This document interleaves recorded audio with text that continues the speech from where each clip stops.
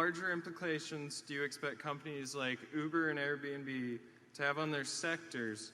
And do you think this business model is here to stay?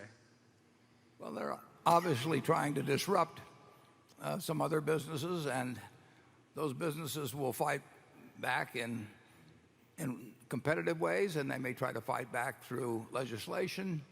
When anybody is threatened, or any business is threatened, it tries to fight back.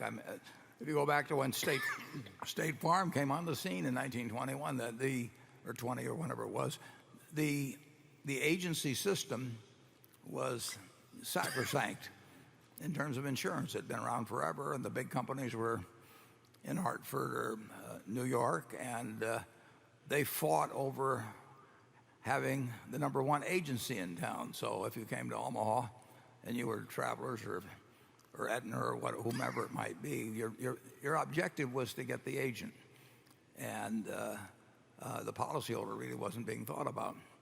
And then State Farm came along, and they had a better mousetrap, and then Geico came along with a better mousetrap yet. And so the industries, originally, the insurance companies fought back in a lot of ways, but one of the ways they tried to do it was to insist on various state laws involving what agents could do and what could not be done in insurance without agents and all that. That's standard, and you'll see that, and in the end, the better mousetrap usually wins. But the people with the second or third best mousetrap will try to keep that from happening. The ones you name, I don't know anything about. I mean, I know what they do, but I don't know their specific prospects, which is why we kind of stay away from that sort of thing, because we know there'll be change, and we don't know who the winners will be.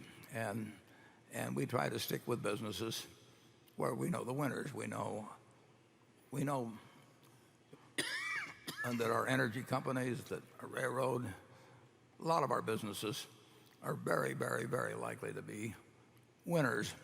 And that doesn't mean they don't have some change involved with them, but they're going to be winners. And then there's other fields where we can't pick the winners, and so we just sit and watch, and we find them interesting, but we don't get tempted. Charlie? Well, I think the new technology is going to be quite disruptive to a lot of people. And I think retailing in particular is facing some very significant threats. And you heard Greg Abel talk about a power plant in Iowa that was huge to serve one Google's server farm. When you get computer capacity all over the world on this scale, it is changing the world. I mean, you're talking about Fast, too. Yeah, and fast. And I think it's going to hurt a lot of people, just as all the past technology investments hurt a lot of people. I think Berkshire, by and large, is in pretty good shape. Where do you think we're most vulnerable? Well, I don't think I want to name them. Okay.